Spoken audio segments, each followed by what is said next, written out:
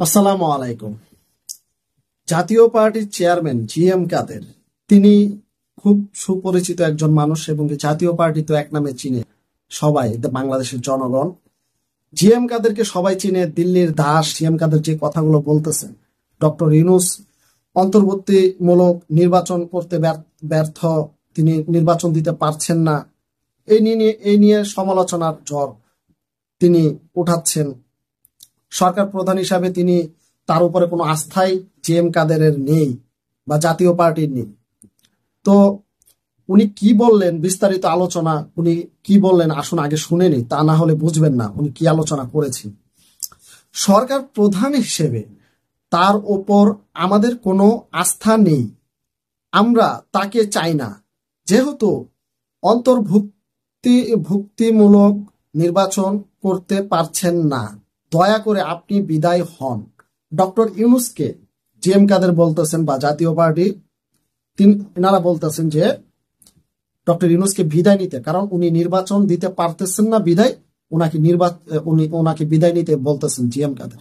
তাহলে একটা প্রশ্ন থাকে যে জিএম কাদের সাহেব, আপনি এই কথা বলতেছেন ডক্টর ইউনূস সরকারকে যে নির্বাচন দিতে ব্যর্থ হচ্ছে, নির্বাচন দিতে পারছে না, বিদায় ডক্টর ইউনূসের বিদায় নিতে হবে।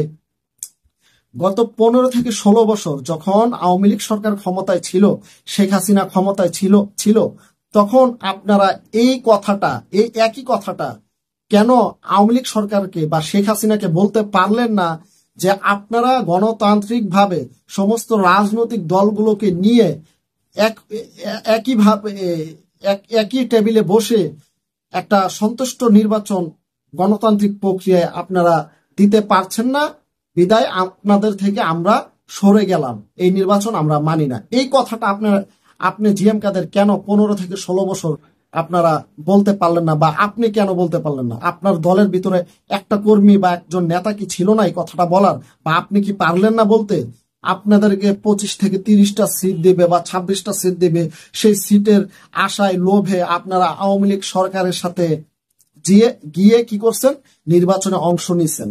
আর বহির্বিশ্ব সেটা তাকিয়ে দেখছে যে আপনারা মূল দল হিসাবে, বিরোধী দল হিসাবে আপনারা আওয়ামী লীগকে সমর্থন করেছেন, একটা নির্বাচন আপনারা দিয়েছেন যেখানে জামাত যায়নি, বিএনপি যায়নি, আর অন্যান্য দলগুলো যায়নি, কিন্তু আপনারা গিয়েছেন।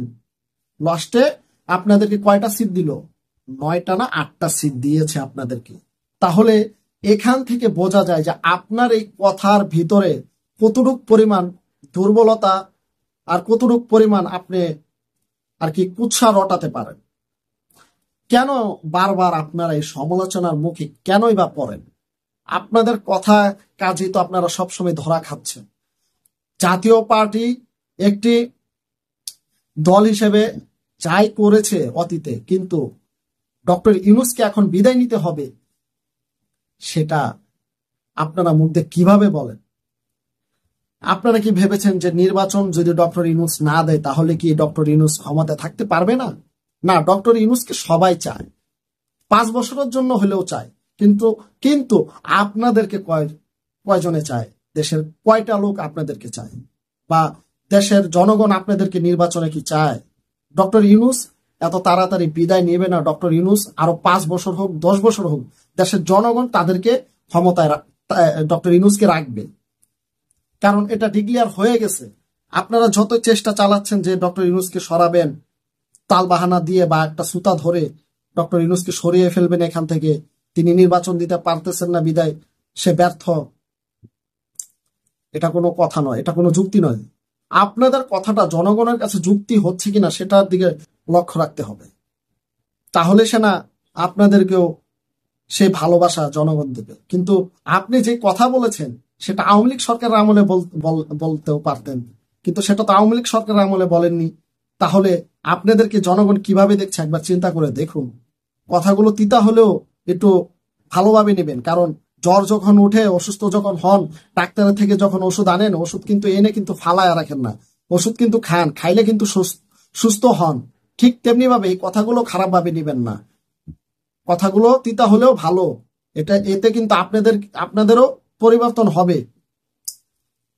এখনো সময় আছে, দলটাকে পরিচ্ছন্ন করুন। এই দলের ভিতর অনেক পাপ, অনেক দাগ লেগে আছে। এভাবেই বক্তব্য দিলে দেশের জনগণের কাছে আরো ঘৃণিত হবেন আপনারা। কারণ বিগত 15 থেকে 16 বছর কিন্তু আওয়ামী লীগ সরকারকে আপনারাই টিকিয়ে রেখেছেন, আর এখন এসে বলতেছেন অন্তর্বর্তীমূলক নির্বাচন তিনি দিতে পারছেন না। অন্তর্বর্তী সরকার উপদেষ্টা ডক্টর ইউনূস নির্বাচন দিতে পারছেন না, তিনি ব্যর্থ, তিনার দ্রুত বিদায় নেওয়াই উচিত। আপনি এই ধরনের কথাবার্তা বলতেছেন কেন? আওয়ামী লীগ সরকারকে বলতে পারলেন না আপনারা? আপনি বলতে পারলেন না, বা আপনার দলের কোনো একটা ব্যক্তি ছিল না এই কথা বলার? বাহ, কি সুন্দর। এই সমস্ত কথা থেকে বিরত থাকুন, মুখ বন্ধ রাখুন। কথা যদি না বলতে পারেন তাহলে মুখটা বন্ধ রাখুন, এতে আপনাদের জন্য মঙ্গলজনক হবে। বেশি কথা বলা ভালো নয়। এই সমস্ত কথাবার্তা শুনে, আপনার এই কথা শুনে মানুষ হাসাহাসি করতেছে, তামাশা করতেছে আপনাকে নিয়ে, আপনার দলকে নিয়ে। প্রিয় দর্শক, অবশ্যই ভিডিওটি শেয়ার করবেন, সবাইকে জানার সুযোগ করে দিবেন। সবাই ভালো থাকবেন, সুস্থ থাকবেন। আল্লাহ হাফেজ।